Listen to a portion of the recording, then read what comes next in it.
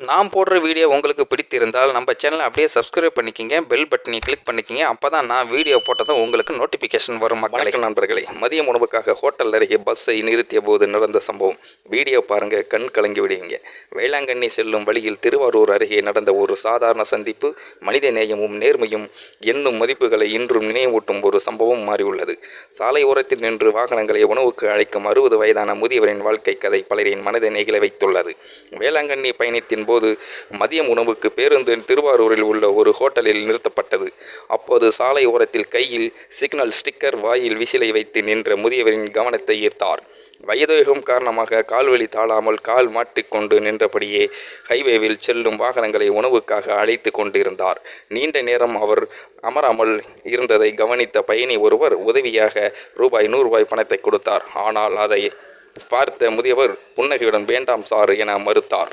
ஏன் என்று கேட்டபோது அங்கு கொடுத்துட்டாங்க என்று கூறி அருகில் நின்ற பயணியின் மனைவியை காட்டினார்.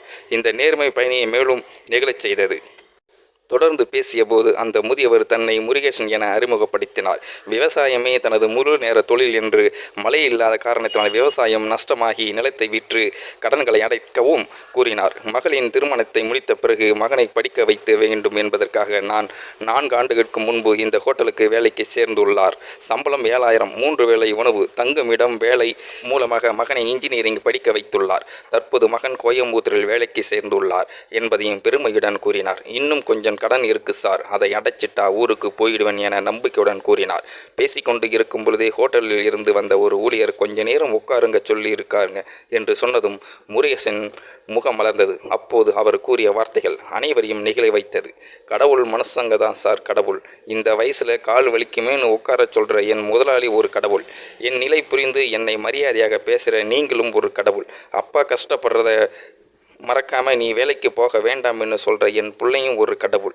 இந்த வார்த்தைகள் கேட்ட பயணி அந்த முதியவரை கட்டி அணைத்து பணத்தை மீண்டும் பலவந்தமாக கொடுத்தனர். பேருந்து புறப்படும் பொழுது வெள்ளை புன்னகையுடன் நின்ற முருகேசன் தலை வணங்கி கும்பிட்டதாக கூறுகிறார். ஒவ்வொரு வீட்டிலும் இப்படித்தான் தகப்பன் சாமிகள் இருக்கிறார்கள். ஆனால் அவர்களை மதிக்கவும் கும்பிடவும் நாம் பெரும்பாலும் மறந்து விடுகின்றோம். இந்த சம்பவம் உழைப்பின் மரியாதை, நேர்மையும் மதிப்பும் மனிதநேயமும் உண்மையான கடவுள் என்பதை நினைவூட்டுகிறது. என்றும் அப்பா அம்மார்கள் தான் பிள்ளைக்காக உழைத்து கொண்டேதான் இந்த பிரபஞ்சத்தில் இருக்கிறார்கள். மக்களை, இந்த வீடியோ பார்க்கின்ற நீங்களும் இந்த வீடியோ பற்றின கருத்துக்களை கீழே உள்ள கமெண்ட் செக்ஷனில் மறக்காமல் சொல்லுங்கள். வீடியோ பிடித்திருந்தால் லைக் பண்ணிக்கிங்க, மற்றவங்களுக்கும் ஷேர் பண்ணிக்கிங்க. அப்படியே நம்ம சேனலையும் சப்ஸ்கிரைப் பண்ணிக்கிங்க. நன்றி, வணக்கம் மக்களை.